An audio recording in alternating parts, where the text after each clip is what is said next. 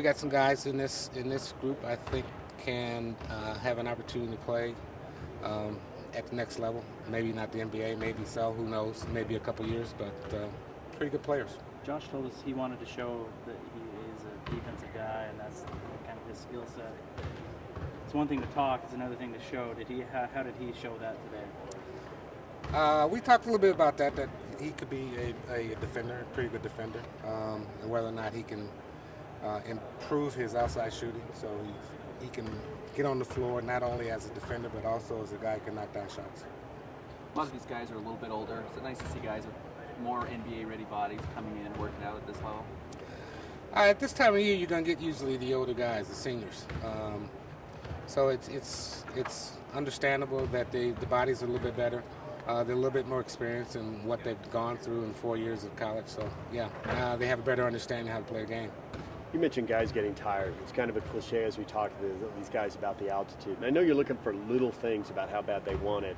If somebody told you they went to Colorado Springs or Denver or Laramie, especially Laramie, to train and get ready for the altitude, would that impress you? How much of a mark would that make if you found some guy was willing to do that? Well, it depends on how well he did in his workout.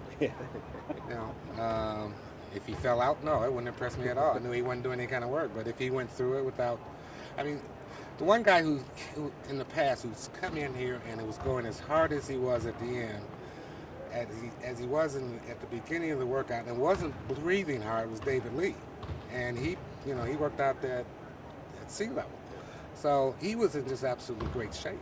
Now, if we can find those in the workouts we have today and the ones we'll have in the future, we'd be impressed with that. You scouted a lot of these players, but what is it about these workouts? Is it able to change your mind or be able to kind of give you an understanding of who these players are? It gives us a better feel of who they are. It gives us a better feel on what they can do on the court in terms of what we look at for NBA basketball players. It gives us an idea on how tough they are in terms of trying to work through a workout here in Salt Lake with the altitude and the problems of getting air. So we learned quite a few things. Does it change our idea of who they are as players? Sometimes no. Most times no, really. But because we see a lot of them live, we see them a lot of them on tape, and this just enhances or adds to what we need to know about them. All the agents know the interviews are important, so presumably a lot of these guys are prepped. How do you cut through that prep and find out who they really are? The background intel that we have on them.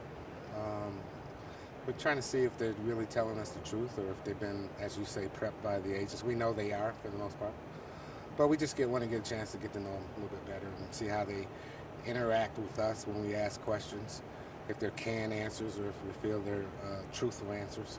And then again, with the background, we've got a pretty good idea of who they are and what they've done in the past. People make it easier with Twitter and Facebook too. You've had 12 guys in. Anything interesting there on the first 12? Nothing yet. And if I found something, I couldn't say anything anyway right now. San Antonio's had so much success drafting in the end of the first round into the second round. Has Dennis Lindsey brought a different approach to how you look at these guys or different types of guys to look at? Well, I think we had Mo Williams in the second round. We've had Paul Millsap in the second round. So I think if you looked at what we've done in the second round in the past, we've done pretty well without Dennis coming in. Dennis has enhanced, bringing in more players. He's enhanced in terms of trying to get a better feel for them in terms of background information. So I think we've done very well in the past with second-round players. Is that just reaching deeper into their network as far as getting a better background, or how do you find better background information on guys? Talk to more people. We go back to maybe talking to a high school coach, talk to an AAU coach, talk to naturally all the college coaches, with talking to trainers, strength and conditioning guys, academic people. It's a multitude of ways to try to find background stuff. Is that for everybody you bring in, or is that kind of the more interested you are, the more questions you ask?